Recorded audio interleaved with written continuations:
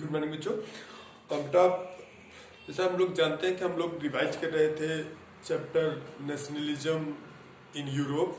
हम लोग पढ़ रहे थे बच्चों नेशनलिज्म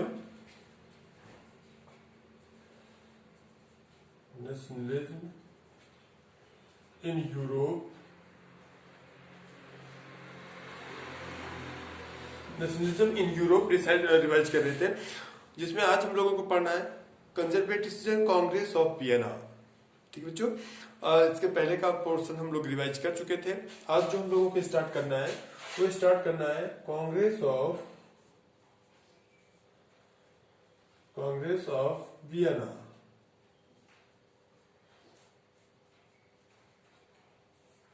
बच्चों, congress of Vienna. Congress of Vienna में मैं बता चुका था कि 1815 में नेपोलियन वाज डिफीटेड। ठीक है बच्चों, कब? 1815 में इन द वॉर ऑफ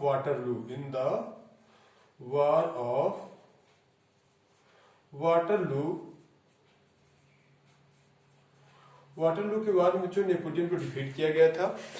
तो जो विनर कंट्रीज थे, मैंने बताया था कि Napoleon was expanding his empire very fast in the Europe, and he has captured many countries of the Europe, just like he has captured a part of Germany, which was divided at that time in 39 part, and also Switzerland, Holland।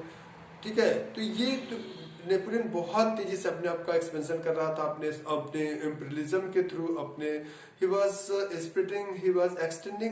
extending the boundaries of his empire and was capturing the other states, and because वो एक था, जो साम्राज्यवादी राजा था, वो एक imperialism की mentality का राजा था, and he wanted to establish to the France as a mighty empire of the Europe।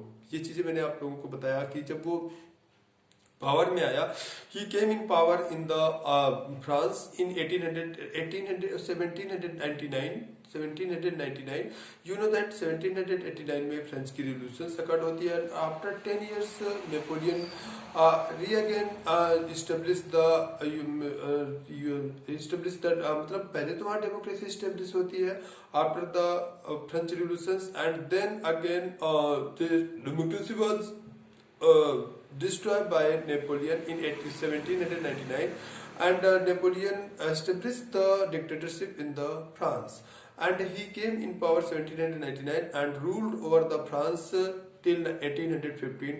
In this time period he has extended the boundary of the France very much and has converted to the France as a mighty empire of the Europe। तो बच्चों कुछ countries, और वो मतलब खासकर England के colonism के लिए he was dangerous for the colonism of England as well as dangerous for the colonism of Europe, England specially. और वो उन हर जगहों पर हिट करना चाहता था where the Britain was ruling, या Britain has made the colony. जिन कंट्रीज को ब्रिटेन ने अपनी कॉलोनी बना रखा था, उन कंट्रीज को खासकर वो अपने टारगेट में रखता था। इस वजह से बच्चों कुछ कंट्रीज के ज्वाइंट टर्मी ने, जिसमें रसिया, प्रूसिया, ऑस्ट्रिया और इंग्लैंड, मतलब रसिया, प्रूसिया, इंग्लैंड, ऑस्ट्रिया की ज्वाइंट आर्मी ने बच्चों नेपोलियन को डिफीट किया इन 1815 में इन द वॉर ऑफ वाटरलू के बारे में डिफीट कर दिया। और उसको डिफीट करने के बाद एक मीटिंग ऑर्गेनाइज होती है, और meeting was organised by the winner countries of the Waterloo के विनर कंट्रीज ने बेटे 1815 में नेपोलियन को डिफीट करने के बाद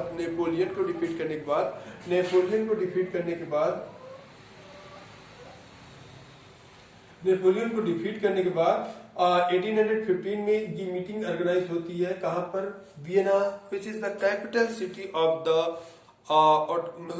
हैम्सबर्ग एम्पायर,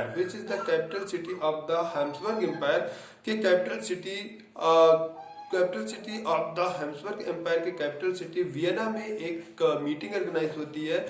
और उस मीटिंग में जो डिसीजंस लिए जाते हैं that those are known as a treaty of Vienna, या congress of Vienna, the new spirit of conservatism. फिर से बच्चों एक कंजर्वेटिज्म को अगेन रिस्टोर किया गया, a new spirit of the conservatism. इसमें क्या होता है बच्चों? A new spirit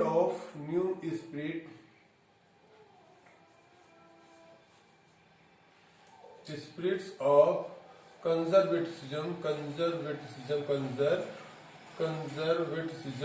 new spirit of conservatism का एस्टेब्लिशमेंट होता है। एंड इसका जो चांसलर था, इसका जो हेड था वियना ट्रीटी का, that was the mister duke Metternich, who is considered as a very conservative persons and chancellor of the Austria। तो मेरे कहने का मतलब जो it was headed by Mr. Duke Metternich। Duke Metternich was a very conservative person and chancellor of the Austria।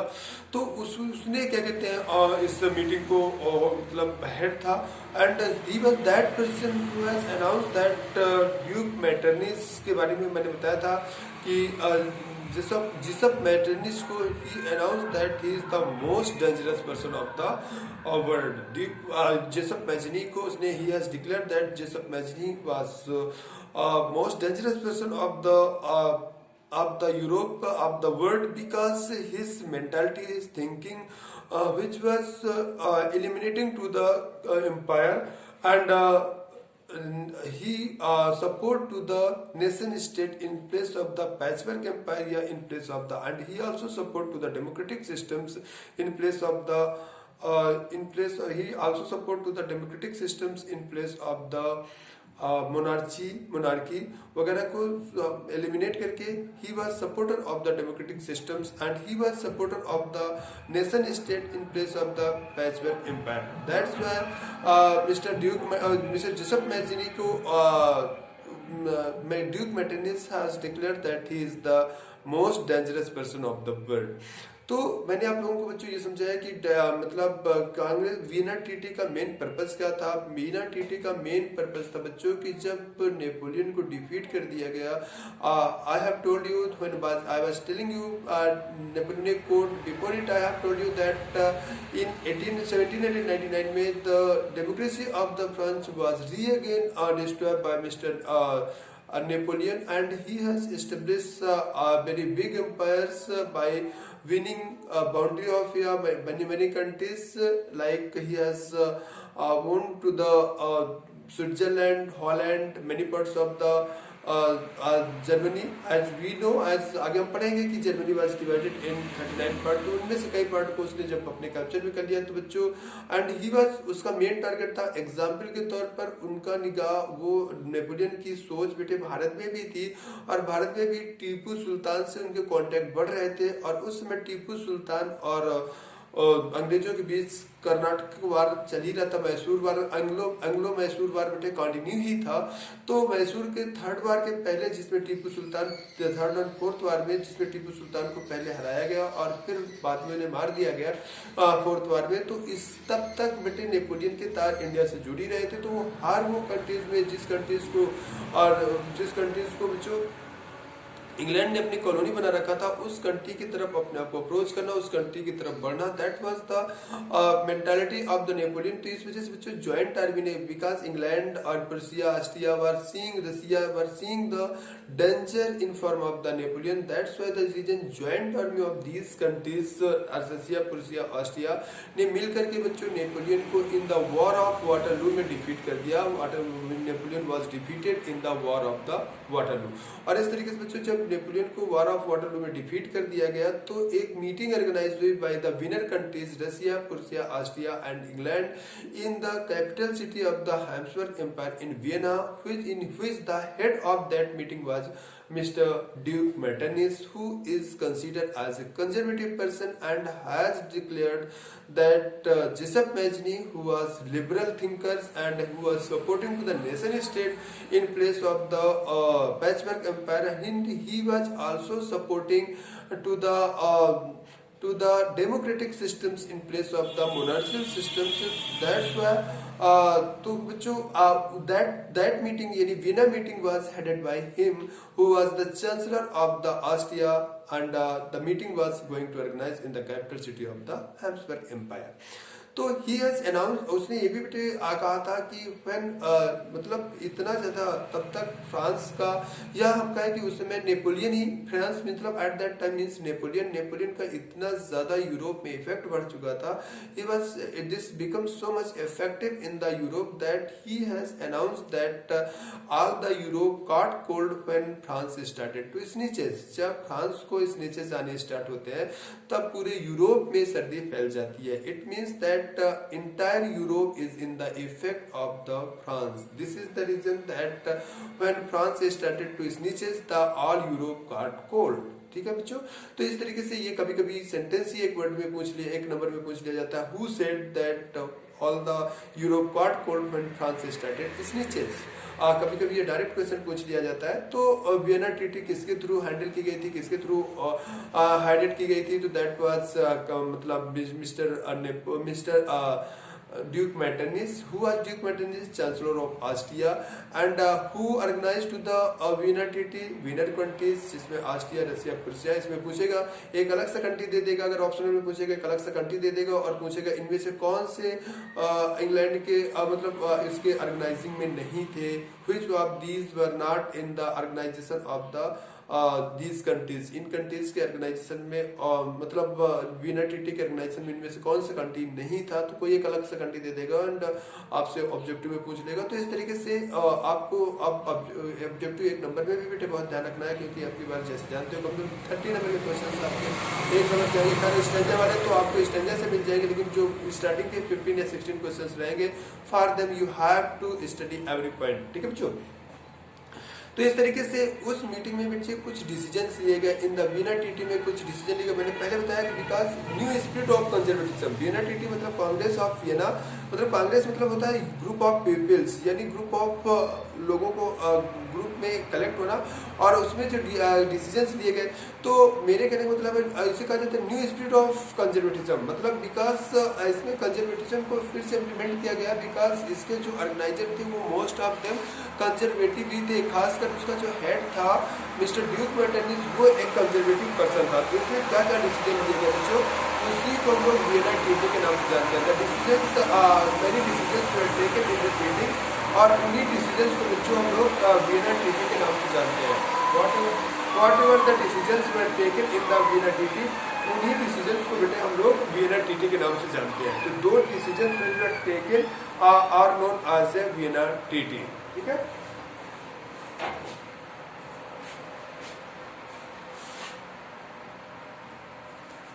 तो बच्चों Vienna treaty, तो Vienna treaty में हमने कौन कौन से डिसीजंस लिए गए, this is the matter of the study, this is the part of the study कि वियना ट्रीटी में कौन कौन से डिसीजन। तो अगर आपसे आता है Vienna treaty congress of Vienna, तो you have to explain all these point.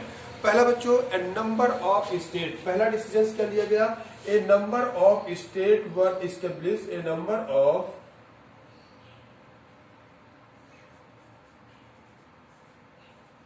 number of states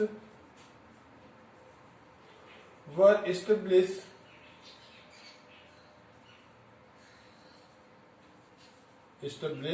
at the boundary of the France। France को लिमिटेड करने के लिए बेटे a number of state were establish at the boundary of the France, कई state boundary के France के boundary में number of state were establish so that the future expansion of France can be restricted. पहला decision, a number of state were establish at the boundary of the France, so that future expansion of the France should be controlled. ठीक है, this is the first decision that a number of state were established at the boundary of the France so that the future expansion of the France can be controlled. समझो बच्चों, दूसरा number of state were established the kingdom of the Netherlands together with Belgium was set up in the north and Geneva was given to the Piedmont in the south. बेटे north में Netherland को establish किया गया, number of state kingdoms of Netherland together with the Belgium was set up in the north and Geneva was given to the Piedmont in the south. ये decision लिया गया। इसके बाद बच्चों north and Austria was given Lombardy and Venetia. Austria को बच्चों जो Austria को फायदा दिया गया, ऑस्ट्रिया को कौन सा पोर्शन मिला, लुम्बार्डी and वेनेटिया। Lombardy and Venetia were given, Lombardy and Venetia were given to the Austria, which are Italian speaking area, and later on we will say when we will study about the unification of the Italy. बच्चों जब हम unification of Italy पढ़ेंगे तो हम इस part को पढ़ेंगे कि कैसे Lombardy and Venetia which were Italian speaking area become the part of the Italy, वो इटली के कैसे पार्ट बन जाते हैं, ये भी हम आगे चल करके पढ़ेंगे। ऑस्ट्रिया वाज की, तो ऑस्ट्रिया को क्या दिया गया बच्चों, लुम्बार्डी and वेनेटिया which were Italian speaking area were given to the Austria, वो बच्चों ऑस्ट्रिया को दिया गया, that was given to the Austria। and Persia was given, Persia को क्या दिया गया, Persia was given the territory on the western frontiers and German confederation, हाँ वेस्टर्न फ्रंटियर की जो टेरिटरी थी वो बेटे ऑस्ट्रिया को पर्सिया को दिए गए, because Persia was also one of the winner countries. And German speaking, जो जर्मन के 39 कन्फेडरेशन थे उनको बेटा एज इट इज लेफ्ट कर दिया गया, और later on they were unified in form of a nation state in the leadership of mister Bismarck, Otto von Bismarck की लीडरशिप में। although the unification, the process of the unification of the German state was started in the leadership of by the जो Frankfurt assembly के through ये process को start किया गया था, but later on it was completed in the leadership of Otto von Bismarck, who was the chief minister of the Persia, king Frederick William fourth, and after that Kaiser William first. तो ये बच्चों ये पूरे 39 state को ऐसे it is छोड़ दिया गया Saxony. And Russia was given the part of Poland, और बच्चों रसिया को पोलैंड का पार्ट रसिया पोलैंड को दिया गया, Russia part of Poland was given to the Poland. ठीक है बच्चों, पोलैंड को जो का पार्ट था वो रसिया को दिया गया। तो in this way every winner countries were awarded by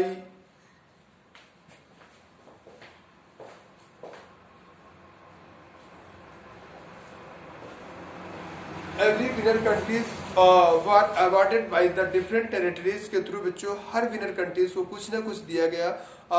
तो इस तरीके से ये विनर टीटी थी, and these were the decisions of the winner TT. Clear बच्चों, तो इसके बाद हम एक वीडियो और भेजते हैं बेटे जिसमें हम एक पार्ट और कवर करेंगे, छोटे छोटे पार्ट कवर करते हैं और छोटे छोटे पार्ट कवर करके कोशिश करते हैं कि पूरे चैप्टर को रिवाइज करें। ओके बच्चों, ओके, थैंक यू।